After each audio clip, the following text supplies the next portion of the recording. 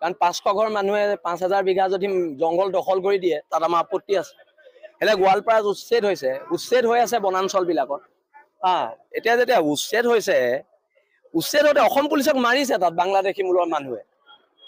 অসম পুলিচৰ গাত হাত দিয়াৰ পিছত মানে বাংলাদেশীয়ে এখন যুদ্ধ ঘোষণা কৰি দিল আৰু সেই যুদ্ধৰ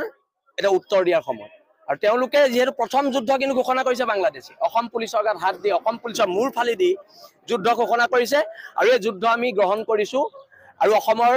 সমূহ খিলঞ্জীয়া মানুহক একত্ৰিত হ'বলৈ আহ্বান জনাইছো কেৱল ফেচবুকত সীমাবদ্ধ নহয় ৰাজপথত ওলাব লাগিব আৰু ৰাজপথত প্ৰয়োজনত হাতত হেংদাং লৈ ওলাব লাগিব আৰু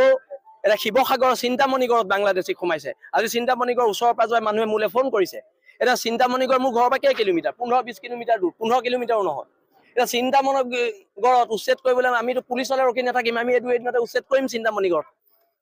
যিকোনো পৰ্যায়ত গৈ উচ্ছেদ কৰিম আৰু যিখিনি পুলিচৰ গাত কোপ পৰিলে বাংলাদেশীৰ হাতৰ যিখিনি কোপ পৰিলে প্ৰতি কোপৰ বিচাৰ হ'ব আক্ৰমণ হলে প্ৰত্যাক্ৰমণ হ'ব আৰু অসমৰ খিলঞ্জীয়া মানুহ শেষ যুদ্ধলৈ সাজু থাকক যুদ্ধ কৰিব লাগিব নহলে জাতি নেবাচ আমি এটা কথা স্পষ্টকে কৈ দিছো যে ৰাজনীতিৰ ঊৰ্ধ্বত কথা বতৰা হ'ব লাগিব বিজেপি কংগ্ৰেছ সকলোৱে ৰাজনীতি বাদ দি প্ৰথম জাতি ৰক্ষা কৰক জাতি ৰক্ষা সংগ্ৰামখনত অৱতীৰ্ণ হওক তাৰ পিছত এখন সংগ্ৰাম হ'ব ভিডিঅ'টো যদি মানুহলোকে চালে প্লিজ চেনেলটো ছাবস্ক্ৰাইব কৰিবলৈ নাপাহৰিব